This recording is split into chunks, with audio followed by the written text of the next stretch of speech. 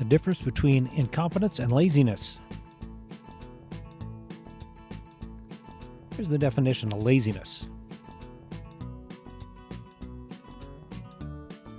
Effort is consistently lacking across various tasks, and there's a pattern of avoiding responsibilities without regard to the specific nature of the work.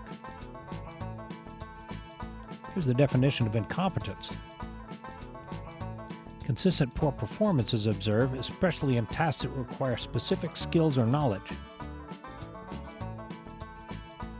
In other words, the employee seems to have the skill or knowledge but chooses not to use it. This makes laziness much more infuriating than incompetence.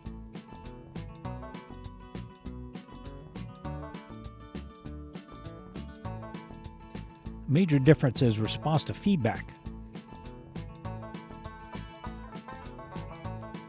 With incompetence, the employee responds favorably to feedback and wants to show improvement. With laziness, the employee is often resistant or indifferent to feedback as the reluctance to invest effort persists.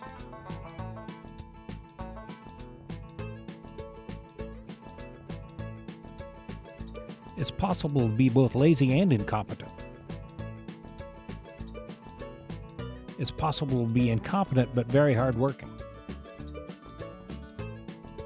It's also very possible to be lazy and not incompetent. So here's some more signs of laziness. Procrastinates and delays task completion even when there's plenty of time. Blames external factors, whines and makes excuses. Occasionally does work that meets his or her interests and doesn't require significant effort. Here's some negative effects of keeping lazy people around the workplace. Screws up team morale, screws up productivity, missed deadlines, thus missing opportunities. It's terrible for your reputation among customers. There's resource inefficiency. There's resistance to changing and improving. The rest of the employees become disinterested.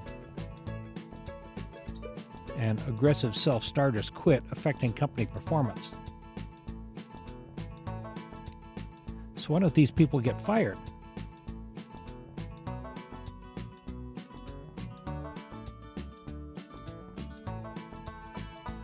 They possess some skill that no one else has, cost too much to replace, and the behavior may be temporary or isolated, fear of legal action, policies constraints such as contracts, or personal connections such as the boss's nephew. Laziness has gone on since the beginning of work. It's considered one of the 7 deadly sins. This being the case, it's inevitable to be found around the workplace.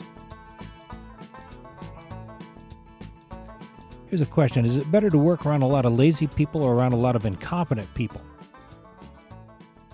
The answer is it depends on the product. If you're making something like dynamite, it's better to keep incompetence to a minimum. P.S. The laziest man in history was Jeremiah Carleton, who died at age 89 in 1790. He inherited a fortune at age 19 and spent the next 70 years in bed. He was waited on hand and foot by servants, enjoyed music and reading, and otherwise just stayed in bed.